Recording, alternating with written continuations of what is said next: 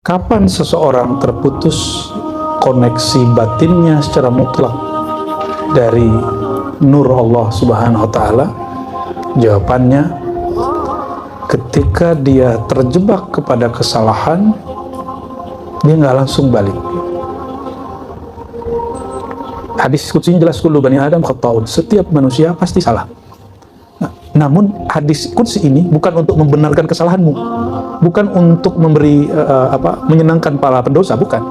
Hadis qudsi ini ingin mengatakan, betul kamu pendosa, tapi hadis kan belum selesai. Sebaik-baik pendosa adalah tawwabun, orang-orang yang kembali. Nah, tergantung nanti halalnya di mana, ya. Maka ayolah ikhwah, pembukaan hikam itu canggih sekali. Ciri seorang hamba min alamatil i'timad alal amal, orang itu nggak connect kepada Allah, tapi dia cuma connect kepada amalnya atau selain Allah. Dia gampang putus asa ketika terjebak kepada satu kesalahan atau beberapa kekeliruan. Dan kalau dibalik, ciri-ciri orang yang selalu terhubung kepada Allah, dia setiap kali keliru, setiap kali salah, setiap kali lalai, setiap kali lupa, setiap kali zikir kok nggak nikmat. Orang kok nikmat, saya kok nggak nikmatnya. Tadi kan ada tuh yang ngerasain nggak nikmat. Kok dia yang masalah, dia seuzon sama orang. Ya, dirinya yang muskil, tapi dia salahkan orang lain. Itu ciri-ciri jiwa yang ruhnya belum dewasa. Orang dewasa kalau ada kekeliruan, dia mengatakan, saya salah. Ketika seseorang ingin membersihkan dirinya dari selain Allah, maka yang harus dilakukan di awal kali adalah uzlah. Tapi uzlah di zaman ini susah nggak? Udah ribet hari ini mencari tempat suluk, tempat beruzlah, sudah susah. Maka yang bisa kita lakukan terutama di keramaian kota sekarang adalah al-khalwah, berkhalwat.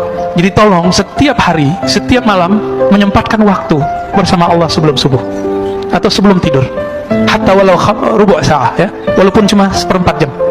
Kalau bisa setengah jam, kalau bisa 1 jam. Ngapain? Ya zikir. Quran, zikir, salat. Udah gitu aja, nggak ngapain lagi. Kita sudah tersita lama dengan handphone. Katanya anti Cina, tapi handphonenya Cina, ya. Anti Amerika, handphonenya Apple. Jadi ternyata bukan itu masalah kita. Masalah kita, kolbunya anti selain Allah atau tidak. Itu masalah kita. Mau di tangannya Apple atau Oppo bahasa Jawa kali ya. Tapi hati-hati teman-teman, ketika orang berkhalwat dan beruzlah. Jadi saya nggak mau gaul sama orang, itu namanya beruzlah juga. Ada orang beruzlah, tapi dia merasakan orang itu jahat, saya baik, saya harus menjauh darinya. Orang seperti ini disebut dengan mutakabbirun. Ini orang uzlah, tapi dalam dirinya itu setan.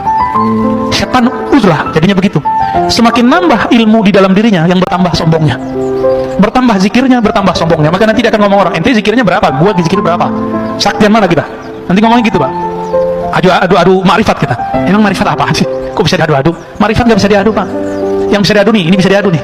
Yang isi otak bisa diadu. Yakin bisa diadu, ma'rifat nggak bisa diadu, karena langsung ma'rifat itu yang disebut al-haq. Jadi kalau antum baca Al-Quran, al-haqqu min rabbika fala takunanna minal mumtarin. Al-haq dari Allah, itu ma'rifat artinya. Pengetahuan yang pasti, itu hanya dari Allah. Maka jangan pernah ragu. Dan itu pintunya cuma satu.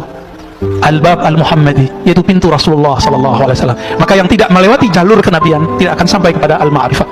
Ma'rifatnya semu. Saktinya semu. Alimnya semu. Alim di sini kena stroke habis, Pak. Benar nggak? Antum mau banggain hafalan, kena stroke habis, nggak bisa ngapa-ngapain. Nggak bisa banggain ini. Banggainnya harus ilmunya ilmu qalbu. Maka dalam Al-Quran selalu kalimatnya, lahum qulubu ya'qiluna biha. Mereka punya hati yang mereka berakal dengan si qalbu. Jadi jangan hanya berakal dengan ini, dengan kecerdasan intelektual. Kita harus berpikir, berakal, sumbernya, resource-nya adalah qalbu. Mursyid yang berarti pembimbing rohani, maka dicari harus dengan rohani, bukan dicari dengan baju. Oh, bajunya dia pakai gamis, pakai serban, kayaknya ini mursyidku. Bukan, itu antum nyari baju namanya. Nyari mursyid, namanya mursyid rohani, maka carinya dengan rohani. Karena rohani kita belum terlatih, latihlah dengan cara rohani. Allah Subhanahu wa Ta'ala menitipkan kalamnya lewat Nabi. Kata Nabi, min sa'adatil mar'i ayyastakhira ilallah. Ciri-ciri orang dapat sa'adah, kesuksesan batin, dia istikharah. Masa wali ngerokok? Loh, emang cuma dengan rokok batal kewalian? Rokok bab fikih, kewalian bab ma'rifat, beda. Jangan dicampur-campurin. Ada satu lagi wali malamatiyah. Wali malamatiyah ini sadar, tapi gayanya kayak orang pemaksiat, kayak orang awam, kayak ya begitulah, kayak preman. Ya, hobinya seperti orang-orang biasa. Nggak bisa kita cek. Nah, antum diuji kalau ketemu malamatiyah. melihat kolbu atau melihat penampilan. Ini banyak nih ahli-ahli zikir di Indonesia, bahkan ahli tarekat, cuma karena si wali Malamatiyah ini ngerokok, dia kemudian nggak yakin, masa wali ngerokok. Loh, emang cuma dengan rokok batal kewalian? Rokok bab fikih, kewalian bab marifat, beda. Jangan dicampur-campurin. Ya? Pakai serban, nggak pakai serban. Ya? Antum pernah nggak dipertanyakan Buya Zulfikar? Pakai kopiah hitam. Sufi masa pakai kopiah hitam? Loh, apa hubungannya sufi sama kopiah? Ya? Tidak ada pakaian khusus untuk sufi. Ada sufi yang berserban, ada yang berkopiah, ada yang nggak berkopiah. Kalau Malamatiyah, nggak ketahuan dia kapan pakai kopiah. Ya, nah, jadi wali majzub, wali Malamatiyah, baru wali sufi. Orang belajar tarekat belum tentu wali. Mursyid bahkan belum tentu wali. Ciri-cirinya kalau masih berebut kemursyidaan, bukan wali itu. Mursyid itu mau pakai apa aja dia mursyid. Mau mereka baju kaos, dia mursyid. Orang nggak akan bisa luput karena ada mutiara di kolbunya. Sekali dia berbicara, keharuman rohaninya tercium oleh orang yang mencari rohani. Nggak bisa dibohongin. Rumah makan, masak, udah ditutup, kecium baunya, ya, kecium baunya. Sama kira-kira, ya. Jadi saran saya teh, kalau belum disiplin untuk zikir yang diajarkan guru, maka bermursyidkanlah kepada yang hidup dan dapat izin dari gurunya. Gitu ya. Kalau enggak, nanti enggak nambah-nambah. Makomnya segitu-gitu aja. Karena zikir itu enggak ada batas.